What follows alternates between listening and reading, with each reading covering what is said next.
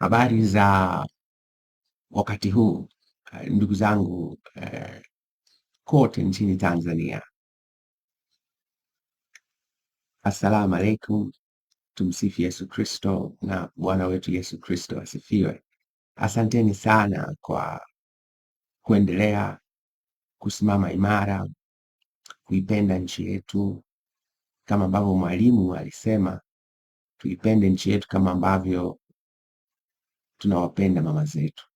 Leo nikasema niwashirikishe mambo kadhaa. La kwanza na kubwa kuliko yote, tusitoke katika mstari. Hakuna uchaguzi. Kuna mikutano ya hadhara inaendelea ambayo gombea kiongozi wa chama chetu cha Mapinduzi anafanya mikutano kila pahala. Ni mikutano ya hadhara kwangu mimi.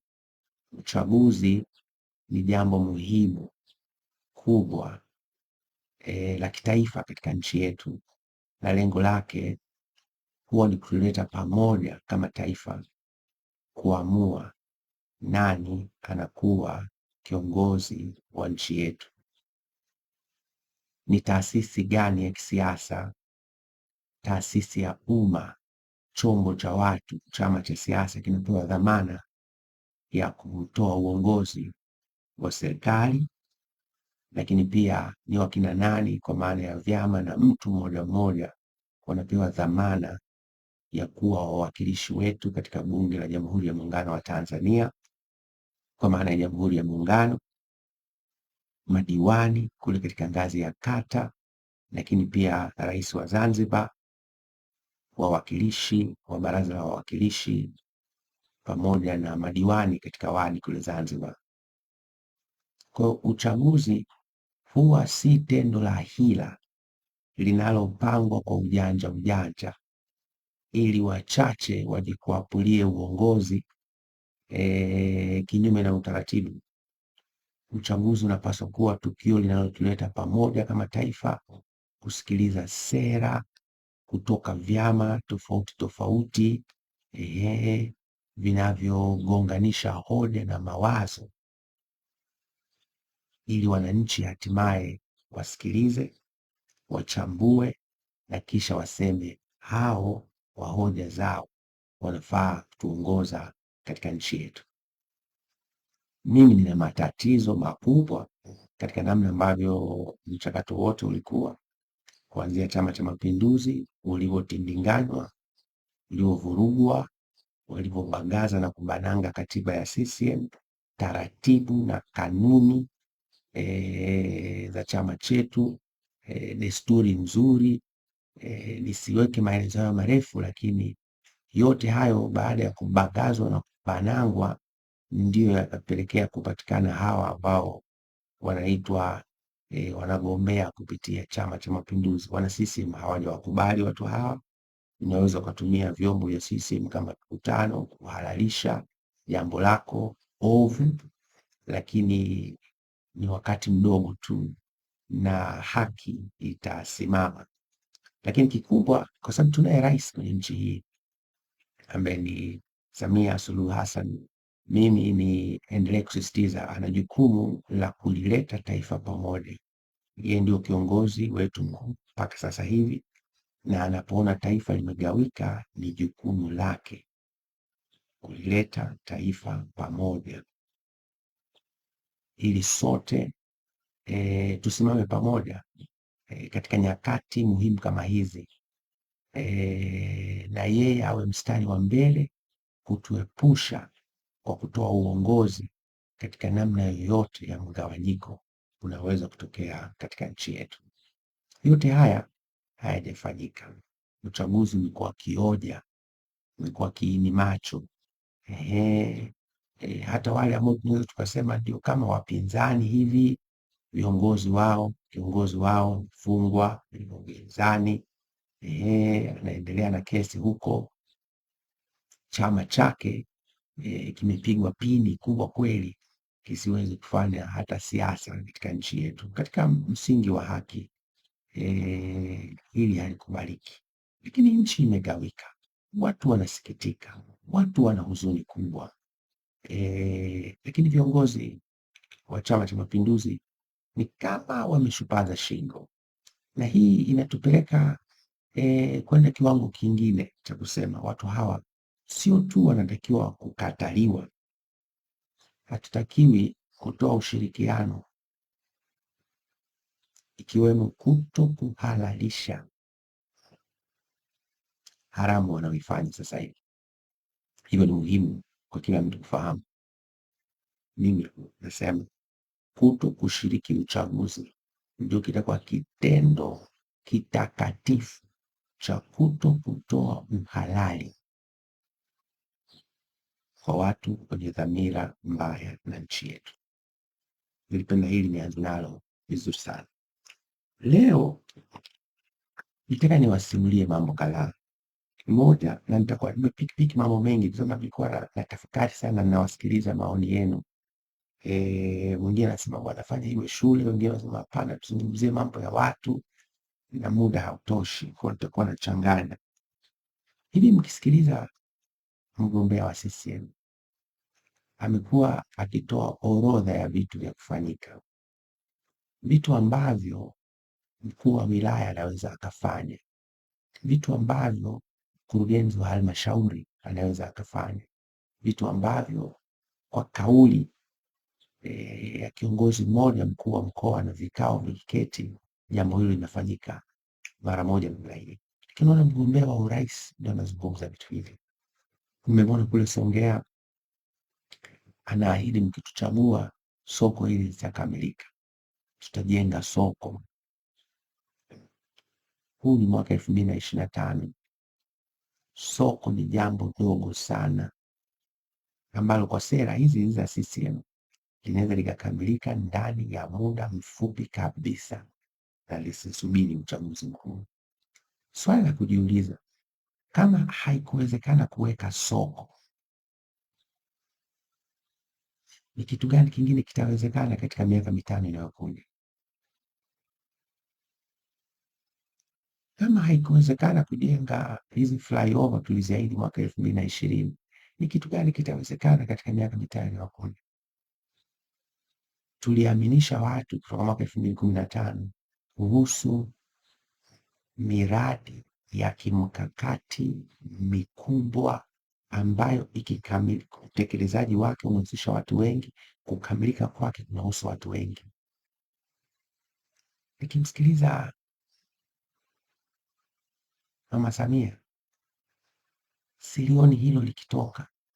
Unasikia tu ni orodha ya vitu vidogo vidogo, Kiingereza ningesema practical needs, mahitaji madogo madogo, ndio hayo yanatuahidi. Tafsiri yake nini? Hawana dhamira ya kweli na ya dhati, na yeye akiongoza kutufanyia mageuzi makubwa katika nchi yetu ya Tanzania. Hili mimi sikubali na nalikataa kwa nguvu zote, kwa sababu nchi hii Watanzania wanalipa kodi, ndio inaendesha serikali, ndio inapaswa kutoa maendeleo kwa watu wetu. Pesa ya nchi hii inatosha kufanya mabadiliko na mageuzi makubwa ya kuleta maendeleo makubwa kwa watu wetu wa Tanzania. Unapoona tunatoa ahadi nyepesi nyepesi za kujenga masoko hapa na pale, inasikitisha. Haya mambo yalitakiwa kwa kauli moja yangekuwa yamefanyika. Kama hayakufanyika katika miaka mitano ambayo tumeikamilisha mwaka huu, najiuliza tulikuwa wapi? Kwa nini hatukufanya? Tumewaeleza wananchi kwa nini hatukufanya, na sisi wananchi tumewaelewa sababu zao kwa nini hatukufanya, kwa sababu sisi wananchi hatukuacha kulipa kodi wakati wowote ule kwenye nchi yetu. Kama sisi hatukuacha kulipa kodi, kwa nini wao hawakutekeleza wajibu wao? Tusifurahie kwenda kwenye hii mikutano ya hadhara anafanya. Of course mikutano hii anaweza kawa yeye ana utaratibu wake wa kuleta watu wake pale, lakini isituzuie kuendelea kujadili Mama Samia alikuwa wapi mtu kufanya mambo haya katika miaka mitano iliyokamilika kipindi hiki. Mimi nimewahi kuuliza kipindi fulani mwaka 2021, na niliuliza kwa sababu nilikuwepo kipindi ambacho Mama Samia akiwa makamu wa rais na rais akiwa John Pombe Joseph Magufuli alimuita Mama Samia, alimuita waziri wa TAMISEMI wakati huo Suleiman Jafo, akawaambia msinyanyase wamachinga, msiwahamishe bila kuwaeleza kwa hakika mnawapeleka wapi, au kuweka utaratibu rasmi na ulikuwa wazi kusema tunatoka hapa tunakwenda kule, na wale wanaosikiliza watasema kwa hakika ninaiona mipango inayokwenda kulinda maslahi mapana ya biashara zetu na maisha yetu, na huo ndio utu wa watu wetu. Baada ya Rais Magufuli kufariki, ikafanyika kampeni kubwa ya kuwaondoa wamachinga kote nchini Tanzania, kuwavuruga kabisa kutoka kwenye maeneo yao walikuwa wakifanya biashara. Hakukuwa na maelezo ya msingi, mnawatoa hapa, mnawapeleka wapi na kwa nini, na mpango ni upi? Naweza mimi nikaonekana muongo leo, lakini wamachinga si wapo? Je, kutoka mwaka 2021, 22 mpaka leo hali zao zimeboreka kwa hamisha ile? Kama ndio, wao wawe mashuhuda. Kama sio, ni wakati wa kutafakari ya kwamba kama wameshindwa kujenga mustakabali mpana wa wafanyabiashara hawa wadogo wadogo, ni mustakabali upi wanatuahidi katika miaka mitano inayokuja? Au ndio ile hadaya jukwaani, ukiomba kura na baada ya kupata kila mtu ajijue, kila mtu afe na lwake? Mimi nimekataa kuwa sehemu ya uongozi unaoendeshwa kwa ahadi zisizokuwa na kweli.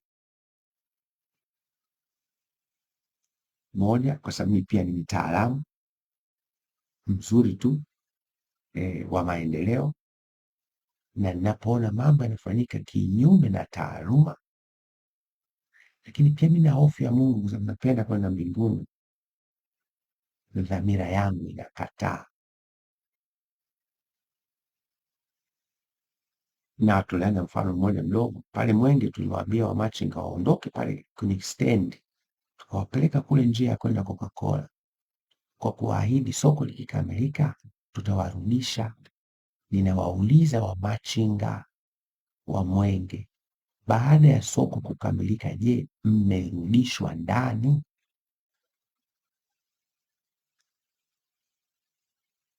Jibu mko nalo ni ila mimi nikipita, picha ninayoiona si picha ya wamachinga waliorejeshwa, kwa sababu hata kule njia panda ya kwenda Coca-Cola, wamachinga bado wako pahala pale, hatari kwa usalama wao na wanunuzi wao wanaokuja. Hili halikubaliki.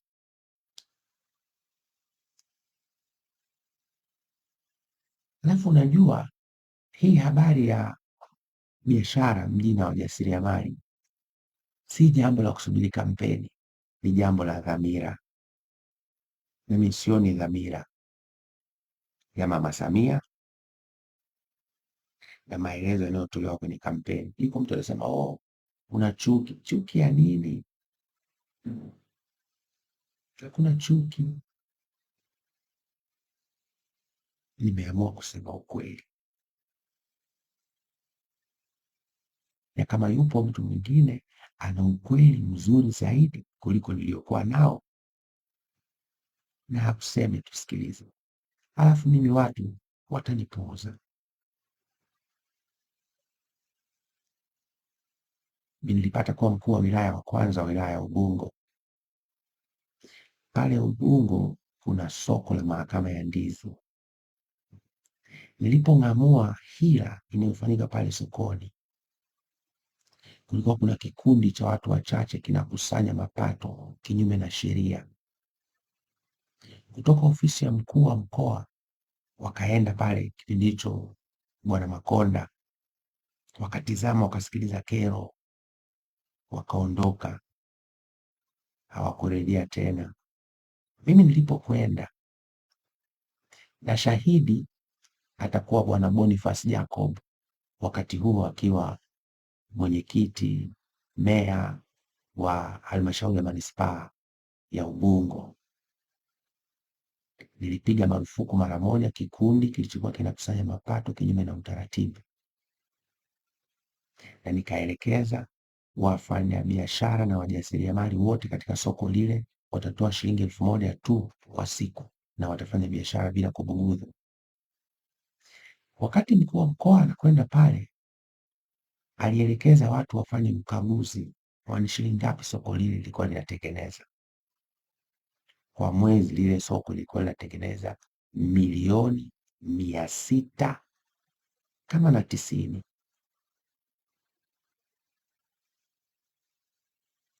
Katika milioni 690, halmashauri ya Kinondoni kabla ya kugawani ilikuwa inapokea shilingi milioni 3,200,000.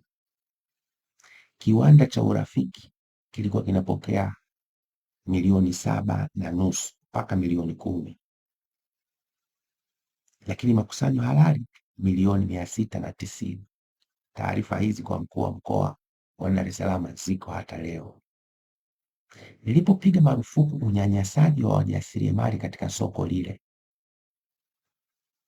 na kwamba kila anaingia mle kujitafutia riski atatoa 1,000 tu na kupewa risiti, bado soko lilitengeneza milioni 120 kwa mwezi. Nikasema katika milioni 120, milioni 40 wapewe Urafiki, milioni 60 ichukue halmashauri ya Ubungo, milioni 20 itumike kuendeleza soko, kufanya usafi na kutengeneza mabanda kila mwezi. Vita yake haikuwa ndogo, ilikuwa kubwa mno. Na ukumbuke wakati huo Magufuli ni rais. Ilikuwa kubwa mno vita ile.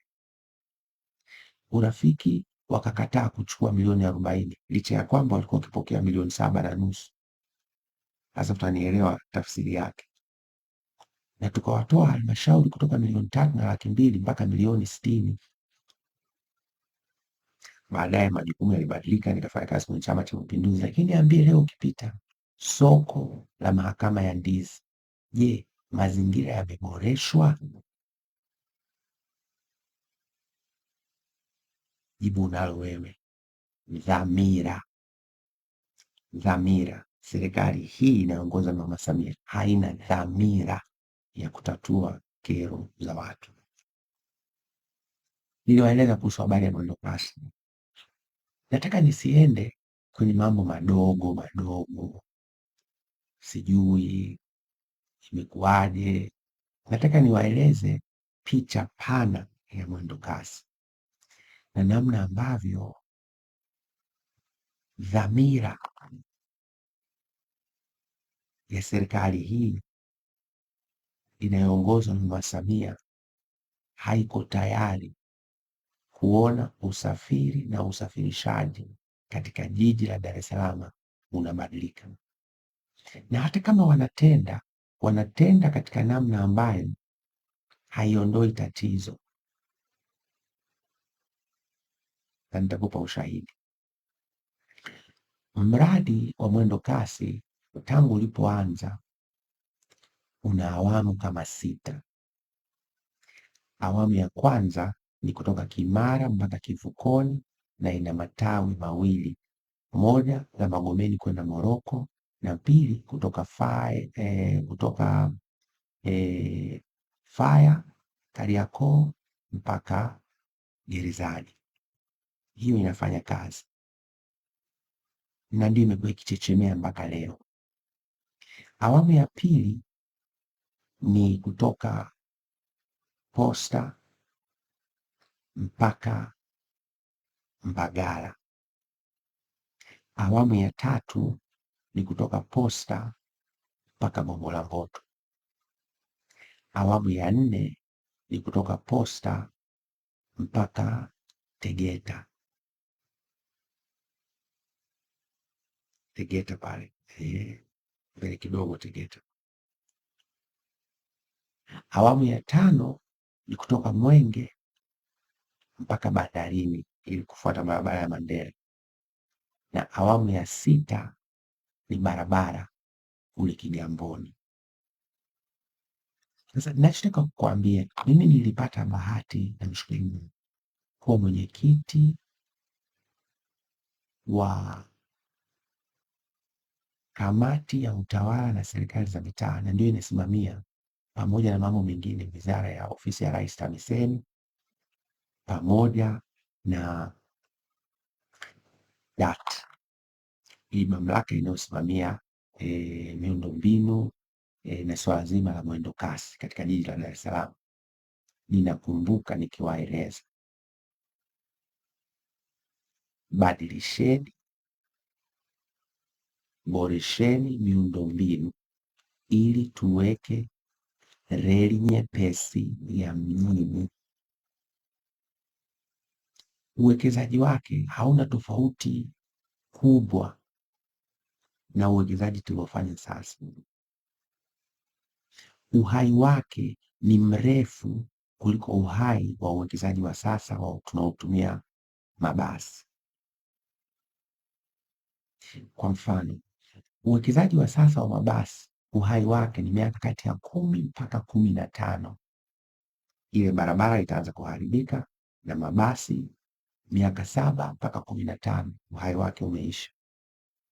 Lakini tukiweka reli rahisi au tram system. Tram ni ile treni nyepesi ndogo ya mjini, uhai wake ni miaka 25 mpaka miaka 40.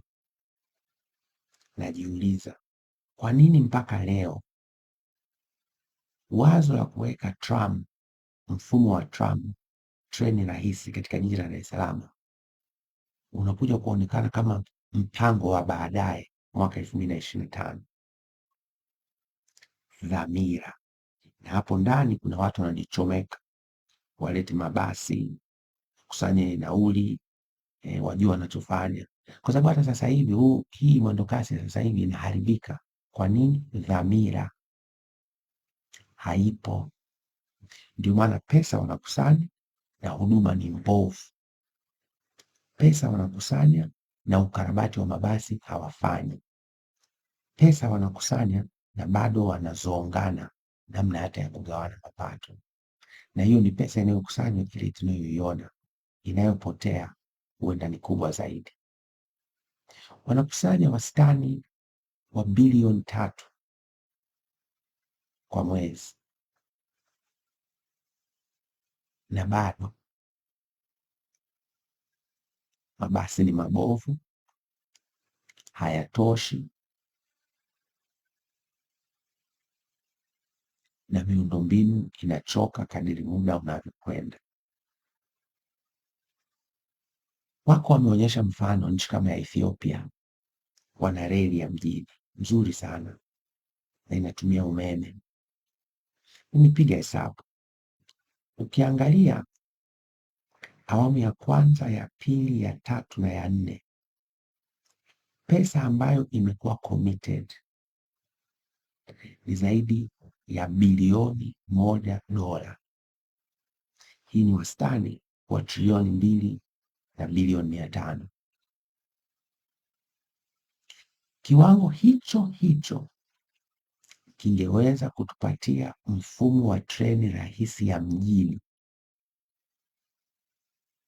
ambayo haihitaji kubadilisha magurudumu, haihitaji kubadilisha alternator, haihitaji kumwaga oil ya mabasi na mambo kama hayo. Matokeo yake mwaka 2025 bado nasikia tunaingia mkataba na kampuni ya kutoka Uarabuni, Abu Dhabi, ituletee mabasi 299. Mabasi tena 2025. Mfumo mzuri wa mfumo wa usafirishaji, mabasi huwa yanatumika katika barabara zinazolisha kwenye reli nyepesi, tram. Kwa mabasi yangekuwa yanatoka Mwenge mpaka Ubungo, Ubungo mpaka Tazara, Tazara mpaka airport, airport Majumba Sita, Majumba Sita Kinyerezi, Kinyerezi, unielewa, tunafika mpaka wapi? Mbezi Mwisho, kituo kikuu cha mabasi, na pale reli itakuwa inapita. Ingawa kwa sasa hivi reli itakuwa inaishia Kimara, lakini kwa maana hiyo, then mabasi yangeendelea kutoka Mbezi Mwisho mpaka Mbezi ya Chini pale kwenye hospitali ya Masana, alafu kutoka pale tungeunganisha tena mabasi yangeteremka mpaka Mbezi ya Chini kabisa, barabara ile ya Kawawa, Old Bagamoyo Road. Mabasi ya mwendokasi yangetoka kutoka Kinyerezi yangeshuka mpaka Segerea mwisho mpaka unakuja hapa Tabata relini. Hizo zinaitwa feeder roads, barabara zinazolisha mfumo wa reli. Huoni wakifikiri hivi? Mwaka huu wanasema wapo kwenye mipango. Unagundua tatizo ni dhamira. Wako tayari waanze kutengeneza vituo vya kulisha gesi kwenye mabasi, lakini hawako tayari kutumia gesi hiyo kutengeneza mitambo ya kuzalisha umeme. Unagundua kama si ufinyu wa maono, dhamira, makusudi, hawataki tupige hatua. Lakini kwenye mwendo kasi utagundua mtifuano unaotokea pale ni wa kufanya uamuzi, tena sio wa rais, waziri tu. Kauli hii moja na mgogoro umeisha, lakini matokeo yake unaona kila mtu pale ni kama ni mnufaika. Ni mnufaika. Nani anaruhusu wakaweke karakana Jangwani, mahali ambapo unajua maji hujaa? Basi wanaweka karakana kwa kila mtu anawaona, wanajenga karakana Jangwani, inawekezwa pesa pale, walipa kodi Jangwani. Halafu nini kinatokea? Mafuriko yanakuja, yanaharibu mabasi yote yaliyopakiwa pale. Hatuni mtu kuwajibishwa. Waziri mkuu anaona, makamu wa rais anaona, ndo anahusika na mazingira, rais anaona ndo na dhamana ya nchi. Hakuna anayechukua hatua. Hawa watu hawamaanishi kutuletea maendeleo kwenye nchi yetu. Leo unaleta mabasi mengine 299. Nauliza, nimewaambia kwa bilioni $1 tungeweza kutengeneza mfumo wa tram Dar es Salaam kwa kutumia fezi hizi ya kwanza, ya pili, ya tatu, ya nne, kwa muundombinu uliokuwepo na maboresho madogo. Tutaongeza substations, mifumo ya umeme, basi tungaliweza kuwa na mfumo wa treni mkubwa zaidi Afrika baada ya Ethiopia kwa bilioni $1 au trilioni 2 na bilioni 500. Inataka uongozi, haitaki bla bla. Inataka dhamira ya kweli na ya dhati ndani ya moyo wa kiongozi mkuu anayetuongoza, anayekuwa na maono. Maono ni yale mambo makubwa mazuri ambayo mkuu wetu anayaona mbele, na akieleza anatushawishi kumuunga mkono. Leo ukimsikiliza kiongozi wetu mkuu, anakushawishi kumuunga mkono, anakushawishi au anazungumza vitu ambavyo alitakiwa kuwa ameshavifanya katika miaka 5 iliyopita. Tafakari, ipende nchi yetu Tanzania, tunayo hii tu. Leo hii ninaambiwa idadi ya mabasi imekuwa ndogo mno. Kwa nini? Wanakusanya nauli, hawafanyi ukarabati, hawatengenezi mabasi, mabasi ni mabovu, lingine mengi, lakini moja limetaka kuwaka moto juzi na kudhuru watoto wadogo na abiria waliokuwemo. Kwa nini? Kwa sababu pesa inakusanywa, kama haiendi kwenye maboresho, kama haikarabati mabasi, ambao ndio lengo kuu la msingi, unataka sisi wananchi tuseme nini kama sio mnakula hela hiyo? Huo ni wizi, ni ufisadi, na watu wanatakiwa kwa wakati sahihi, wakati wake Mungu wetu wa mbinguni, kuchukuliwa hatua kali kwa ubadhirifu mkubwa wa miundombinu hii inayotoa huduma za usafiri na usafirishaji katika jiji la Dar es Salaam. Siku hiyo inakuja, na mimi nawaomba sana Watanzania wawe na amani tena, wawe na mshawasha wa kuifikia siku hiyo ambapo haki inakuwa msingi wa namna tunatoa uongozi katika nchi yetu. Lakini Watanzania wao mnapendaga pia ni wachomekee vitu. Nataka kusema, nimemsikia mgombea mwenza anazungumza kuhusu kuikomboa Tanzania, atamsaidia Rais Samia kuikomboa Tanzania, na mimi namwambia Tanzania ilishakombolewa. Ilikombolewa 61 kwa Tanganyika kupata uhuru, ilikombolewa 64 kwa Zanzibar kufanya mapinduzi, na ilikombolewa tuli consolidate ukombozi wetu kwa kuiunda Jamhuri ya Muungano wa Tanzania. Ukombozi ulishakamilika. Shida ni viongozi wasiokuwa na dhamira ya kweli na ya dhati kuyaishi maono ya Mwalimu Julius Kambarage Nyerere. Kwanza, viongozi wasiokuwa na dhamira ya kweli na ya dhati kuishi kusudi la Mungu wetu wa mbinguni kwa watu wake hapa duniani.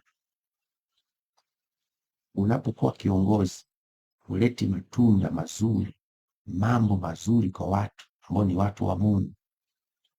Wewe hutoki katika nuru, unatoka katika giza, kwa sababu kazi ya sisi viongozi ni kutimiza kusudi la Mungu duniani, watu wapate maendeleo, wamshukuru na kumtukuza Mungu. Na hapo ndipo kazi ya pili ambayo inakuwa inashajiisha kutokana na kazi nzuri ya kwanza ya kutimiza kusudi la Mungu duniani kwa kutoa maendeleo mazuri kwa watu, jina la Mungu linatukuzwa. Ukiona watu wanalia, ujue kazi ya kutimiza kusudi la Mungu wa viongozi wameshindwa, na wameshindwa kwa makusudi. Viongozi wanaoshindwa kutimiza kusudi la Mungu duniani hawatokani na nuru, hawatokani na Mungu wetu wa mbinguni. Sasa ni vizuri ikafahamika, anasema atasaidia kuleta ukombozi, na mimi namwambia tulishapata ukombozi. Saa hizi tuna shida mbili.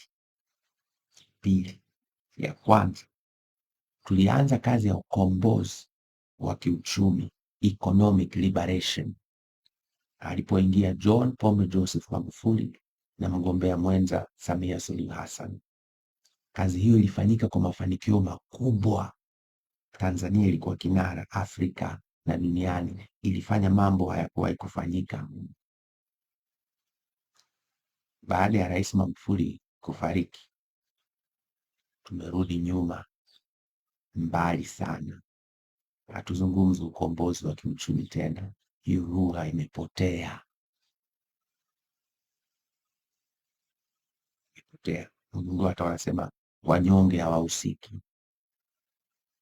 Mama Samia anayumba saa zingine, anasema mimi siongozi wanyonge, alafu baada anasema hawa wanyonge wenzangu, nagundua anatuchenga. Uongozi serious hautaki kuwachenga wananchi. Na Mama Samia, usikasirike unapoambiwa ukweli kama kiongozi, kwa sababu ukweli humfurahisha mfalme na si uongo, na sio fitna, na sio chuki. Ninakwambia ukweli. Emmanuel Nchimbi anakudanganya wewe na anatudanganya sisi kwamba mnataka kuleta ukombozi. Hakuna ukombozi. Ukombozi tunaozungumza sisi, na mimi nikizungumzia mimi, tunataka kufanya ukombozi wa hatima ya nchi yetu, ambayo hatima hiyo imegubikwa sasa hivi na giza nene, hofu. Watu hawana uhakika wa maisha yao. Kila mtu nayezungumza naye anasema simu yangu nimeweka VPN, wasinitafute, wasinipate. Hofu kuu imeshika nchi yetu. Watu wanapotezwa, wanatekwa, wanauawa. Na yuko mtu mmoja ninamsamehe, anayesema mbona walikuwa wanatekwa tangu Mwalimu, mimi naishi leo, ukitaka nirudishe zama za Mwalimu tuanzishe mjadala. Wanatekwa watu leo, wana hofu kuu. Hatima yetu iko mashakani, iko gizani. Hiyo tunataka kuikomboa, na ukombozi wa hatima ya Watanzania iko karibu sana, si mbali, kwa sababu huyu Mungu wa mbinguni hadhihakiwi, ndio kawaida yake.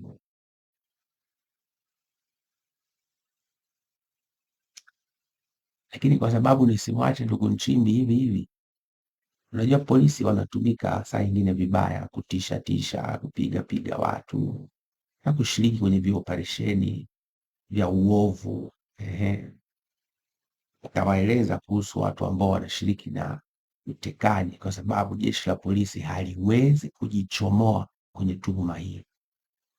Na wala wasio na wasiwasi, siku inakuja hawa watakiri dhambi hizi na hatua kali zitachukuliwa dhidi ya wote wanaoongoza magenge ya kunyamazisha, kutisha watu, kuteka na kuua watu.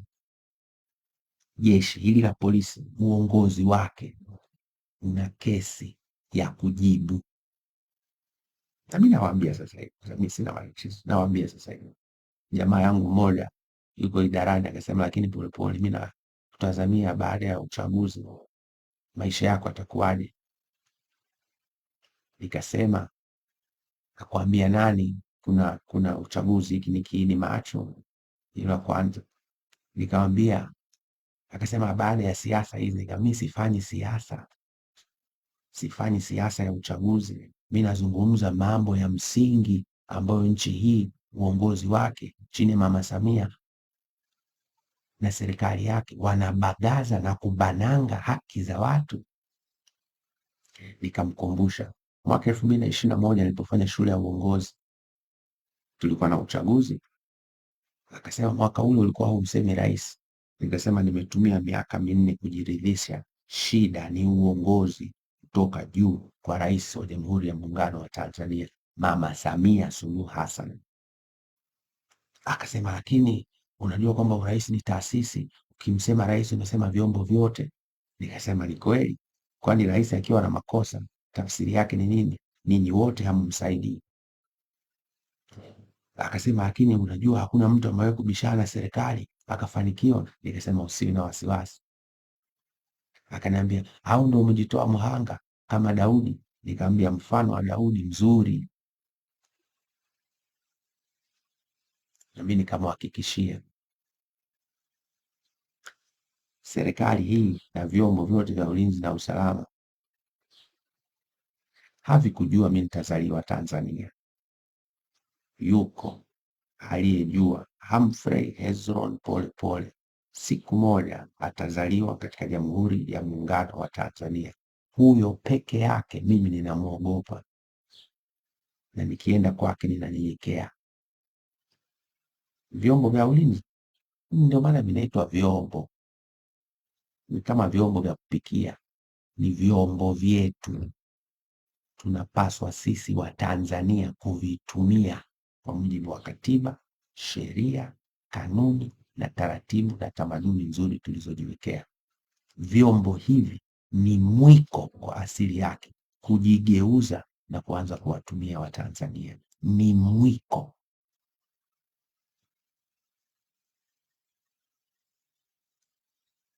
Kwa hiyo bwana, huwa tunazungumza mara nyingi, ni mtu mwema hivi naye anahangaika, lakini anatakiwa aendelee kusaidia viongozi, na mimi namtia moyo aendelee kuchapa kazi.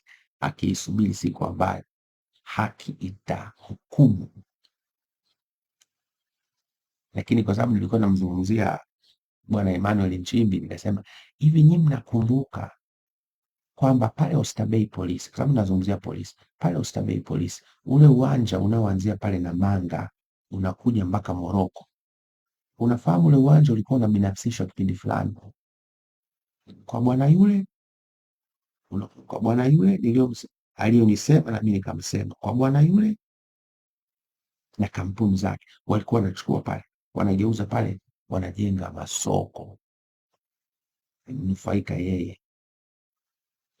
Nataka niwape leo chemsha bongo, mkafuatilie. Wakati wanataka kugawa eneo lile kwenda kwa bwana yule, alikuwa waziri wa mambo ya ndani ni nani? Atakayepata tutamtafutia zawadi, na ikibidi mnaweza kumuuliza pia bwana Emmanuel Nchimbi ili naye atusaidie majibu. Ni nani aliyehudumu kama waziri wa mambo ya ndani aliyetaka kuligawa eneo la police line hapo Namanga Moroko, hapo polisi ya Oysterbay, lile eneo lote. Mimi nimesoma Mbuyuni Primary School, nimepita pale kwa miaka 7. Alitaka kuligawa lile kwenda kwa bwana yule anayetubagaza mpaka kwenye madini. Aliyekuja kuzuia ubagazaji ule wa rasilimali za Watanzania na za jeshi la polisi si mwingine, ni mtu anayembeza kwenye kambi yao ya CCM mtandao, ni John Pombe Joseph Magufuli. Kwa nataka mumuulize Nchimbi atusaidie kutusaidia ni nani alikuwa waziri wakati ule. Nimemsikia Mheshimiwa Rais anazungumza kuhusu nywa nywi. Nikasema mtu mmoja anamsaidia rais, labda wale wazee waliwashauri Bulembo, Omar Hadi Heri pamoja na Luwavi wawe wanakaa na rais kwa unyenyekevu, wamsaidie. Rais ni baba yetu na mama yetu, hizo jinsi zote anazichukua rais. Huwezi kwenda kuwaambia watu kwa lugha kama ya kubana pua, nywa nywi. Ni mwiko. Wale watu ndio msingi wa mamlaka yote. Hata uamiri jeshi mkuu wako hautakiwi wala kujitambulisha, umetoka kwao.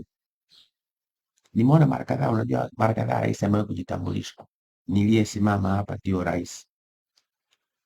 Inawezekana wasaidizi hawakumwambia. Yule Brigadier General Shauri, nafikiri anaitwa hivi, pale nyuma yake Kiingereza anaitwa ADC, AD Camp, Kiswahili wanamsema mpambe. Yule sio mlinzi wa rais, yule ana kazi moja kubwa, kumtambulisha rais wetu na mkuu wa nchi na amiri jeshi mkuu, kwa sababu hapa Tanzania hakuna mtu mwingine awaye yote ambaye anaposimama nyuma yake kuna Brigadier General amevalia uniform ya jeshi nyuma yake, isipokuwa amiri jeshi mkuu. Hata asipojitambulisha, ukimwona Brigadier General kasimama nyuma ya mtu anazungumza na nini au anatembea, huyo ni mkuu wa nchi, amiri jeshi mkuu na rais wetu. Nitaka mfahamu hilo. Kwa si vizuri Mama Samia unapoenda kwanza kujitambulisha tena inaonekana unatufokea, na hatuja kukosea, unatutisha. Na wewe utishi, kwa sababu anaitisha ni Mungu peke yake. Unasema hakuna atakayevuruga uchaguzi. Ni kweli, hata sisi hatutaki mtu avuruge uchaguzi. Unachotakiwa kujua kwa nini watu wana malalamiko, hilo ndio unatakiwa kujua. Sioni ukifanyia kazi malalamiko na kuona ukipuuza malalamiko ya watu. Na hapa nataka kusema kitu kimoja, na nimewahi kusema, CCM itaharibikiwa siku ikianza kupuuza wananchi. Haya maneno niliyasema mwendo mrefu wa miaka 5-6 iliyopita. CCM itaharibikiwa ikianza kupuuza wananchi, na nataka nikwambie Mheshimiwa Rais Samia, CCM ikifanyaga vizuri hainaga mpinzani, ikifanya vizuri kabisa hainaga mpinzani, na sapoti yake huwa inatoka kwa watu. CCM ikifanya vibaya, CCM ikifanya vibaya huwa inatengeneza upinzani, ndio kina Chadema wanainuka juu, wapinzani wa kweli. Achana na kipindi kile wako na mzee Mbowe, naye kidogo ni mtu naye isijikite huko, lakini mpinzani wa kweli wa Chama cha Mapinduzi kinapoanza kupuuza watu ni wananchi wenyewe. Ndio maana hata sasa hivi Chadema hawafanyi siasa, kiongozi wao yuko jela, lakini mama, unaweza ukawauliza wasaidizi wako wengi tu katika vyombo vyetu, waulize eti hali yako kwa wananchi ikoje? Mimi nitakwambia ukweli, kwa wale nazungumza nao hawakukubali na wanahisi unawakosea sana. Sasa makosa unafanya wewe, hasara inabeba CCM na wahanga ni Tanzania nzima. Nikusihi usirudie tena kuwatisha Watanzania kwa dhamana waliokupa. Unaweza ukafokea wezi, unaweza ukafokea mafisadi, unaweza ukafokea wala rushwa, kitu ambacho hufanyi Mama Samia, hufanyi. Na watu wanajiuliza dhamira yako ni nini? Tunarudi pale pale, dhamira.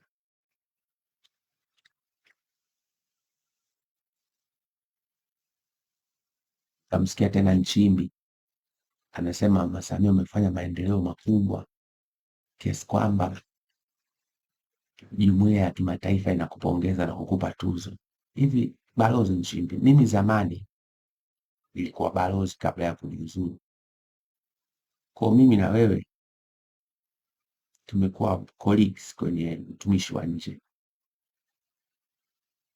Mimi na wewe tunaweza kuwa tunafahamu, tukiamua kukubaliana kwamba tufahamu katika misingi. Hivi sifa ya kwanza rais akifanya kazi vizuri inatoka ndani ya nchi au nje ya nchi?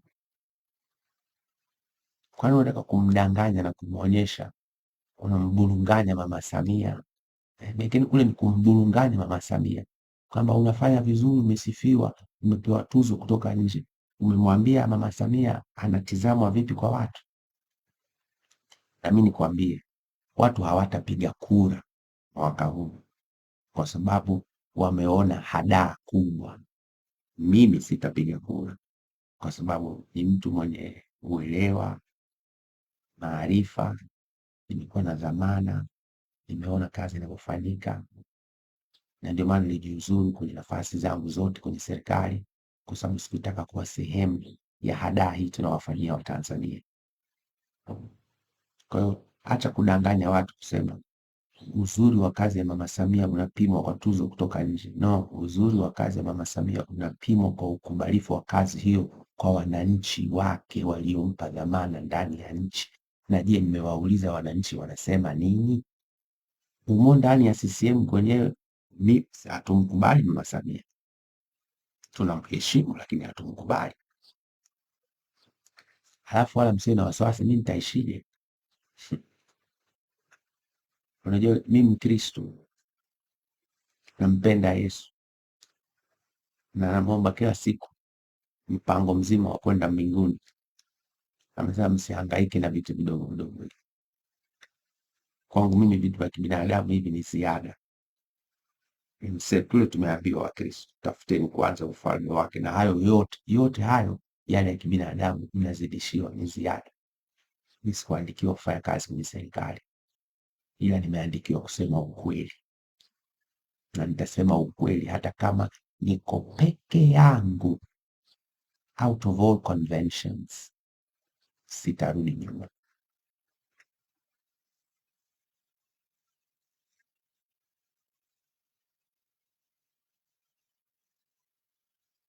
Siku moja Mama Samia, hii watu wanasema pia mtandaoni, anazungumza pale, ndio ile mtindo wa kusema practical needs. Unajua kuna kitu kinaitwa kwenye maendeleo, kuna kitu na kwenye elimu ya jinsia na maendeleo, kuna kitu kinaitwa practical needs, alafu kuna kitu kinaitwa strategic needs. Strategic needs ni mahitaji ya kimkakati ambayo ukiona mtu amelitamka unaona jambo kubwa linatatua kero nyingi za watu. Alafu kuna kitu kinaitwa practical need, ni jambo la kawaida, mtu akilitatua ni hilo tu, kama kujenga soko, practical need. Lakini kujenga mabwawa matano ya kuzalisha umeme ni strategic needs, kwa sababu utapeleka umeme kwa watu wengi zaidi. Tumezalisha hata bwawa moja la kujenga umeme kutoka mwaka 2020 mpaka 2025. Tulitakiwa tutengeneze mabwawa kati ya 5 mpaka 7 na station za kuzalisha umeme kwa gesi na kwa maporomoko ya maji. Hakuna. Tunazungumza habari ya kujenga vituo vya afya, vituo vya afya bila umeme.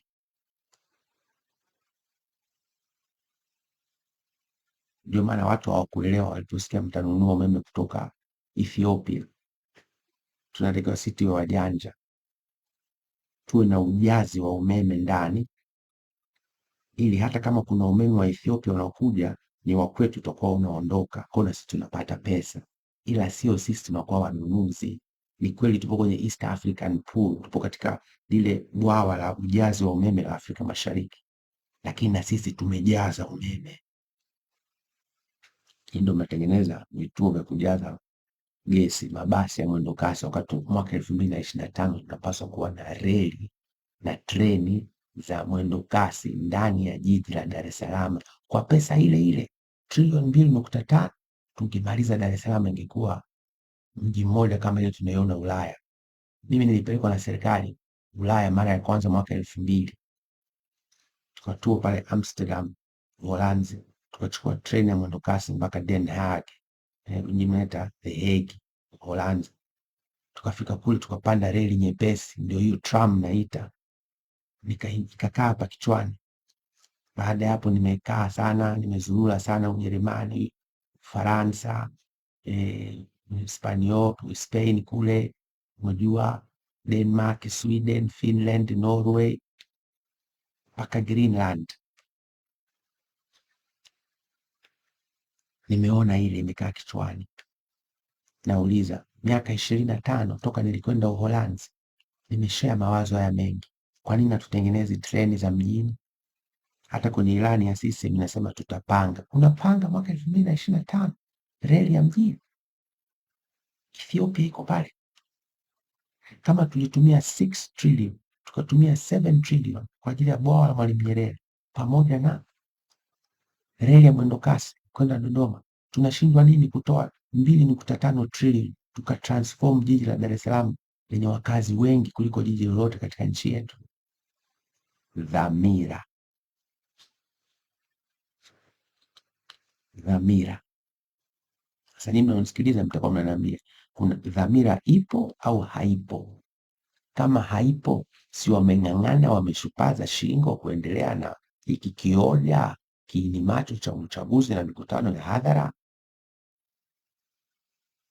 Na mimi nitakuwa hapa msimamo tunavyoendelea, lakini jambo la msingi, hakuna uchaguzi mpaka tumefanya mwafaka wa kitaifa kulileta taifa pamoja. Kinyume na hapo hakuna kupiga kura. Yaani ile tarehe 29 mtu asionekane kituoni. Mimi sitakwenda kituoni, na watu wote ni mapenzi mema, unaipenda nchi hii, usiende kumpa uhalali mtu asiye na dhamira ya kweli na ya dhati kutatua kero za Watanzania. Nahuzunika kwa sababu ni mama, lakini pia ametufundisha kitu kingine.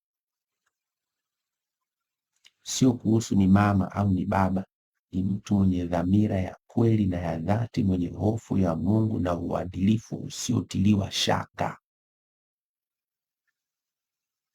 Si mtu mbabaishaji. Mwisho, leo nataka niwaambie, nimepata taarifa kutoka maeneo manne ambayo imekuja moja kwa moja kwa ushahidi.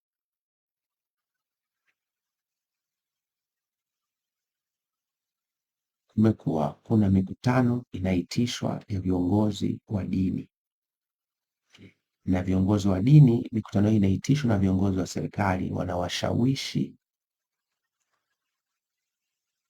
kushiriki kwenye uchaguzi, kupigia kura mgombea wa CCM. Mimi nataka nisiwazungumzie viongozi wa dini, ila niwaombe wamshirikishe Mungu wa mbinguni wanayemtumikia kwa yanayoendelea kwenye nchi yetu. Mungu anasema nini? Tupo katikati ya giza nene la hofu. Wako viongozi wa dini wananiombea, na mshukuru Mungu sana kwa ajili yao, lakini wako wanaogopa hata kupokea message yangu. Yaani message inaingia, wanasoma na hawajibu, na ni salamu tu. Hofu kuu, wanaogopa binadamu kuliko Mungu. Na niwakemee ninyi viongozi ambao mmekuwa mkifanya mikutano hii. Mkutano mmoja mlifanya pale Usigo, maeneo kama Gongo la Mboto huku jimbo la Ukonga. Alikuwepo mwana CCM mmoja, jamaa yangu sana, akaniambia kuna mchungaji sijui au sijui mtu wa dini akasimama, kwa sababu walianza kuzungumza kuhusu Puuzeni Polepole, kama nyinyi viongozi wa dini mnatakiwa kumtenga. Nyinyi CCM viongozi mnaweza mkaingilia ametengwa na dini yetu au dhehebu ninalo shiriki? Mimi nimeshavuka kanisani na kwenda kushirikiana wenzangu, lakini mimi uhusiano wangu ni moja kwa moja na Mungu wetu wa mbinguni.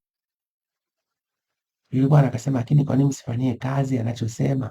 Hai, mkamshukia mkambagaza. Is very unfortunate, kwa sababu pia kutoka pale nafikiri nilipata mawasiliano ya mahali ambapo familia yangu na mimi pia huwa tunaabudu pale kanisa Jisegerea, mkatafuta hata mchungaji huko naye mkamtisha. Namshukuru sana yule mchungaji, ni mtu amesimama imara, ana msimamo, na Mungu ambariki sana. Hakuwasikiliza, kwa sababu hata nyumbani kwetu sijaenda mpaka leo. Acheni hii tabia mbaya ya kutumia dini kutisha, kutumia siasa na mamlaka ya serikali kutisha viongozi wa dini. Acheni, mtalaanika. Acheni. Hii habari ya mwendokasi is unfortunate, lakini wahakikishie katika wakati sahihi wa Mungu wetu wa mbinguni, hili jambo la mwendokasi ni kufanya hivi tu. Ndani ya miaka hii mitatu ni treni zinapishana hapo mjini kwa mtindo huu. Wakati huo dhamira ya kweli na ya dhati itakuwa inaongoza nchi yetu. Nimalize kabisa kwa neno moja. Mnazungumza kila siku, wanahubiri mambo ya amani. Wanahubiri kwenye mikutano ya dini, wanasema amani. Waongo wakubwa. Hebu niwasaidie kuwakumbusha na wale viongozi wa dini wanakwendaga kuambiwa hivi. Mika katika Biblia, Mika 6:8, Bwana amekuonesha yaliyo mema, naye anataka nini kwako ila kutenda haki, kupenda rehema na kwenda kwa unyenyekevu kwa Mungu wako. Unielewa? Alafu amani iko Isaya 32:17, anasema na kazi ya haki itakuwa amani, na matunda ya haki yatakuwa na utulivu na tumaini milele. Tafsiri yake ni nini? Hakuna amani bila haki kwanza. Acheni kuhadaa watu, zungumzieni haki, tuwe na amani ya moyo, tuwe na amani ya mazingira. Ndio hapo sasa tutazungumza kuhusu amani. Haki kwanza. Asanteni na Mungu wa mbinguni awabariki sana.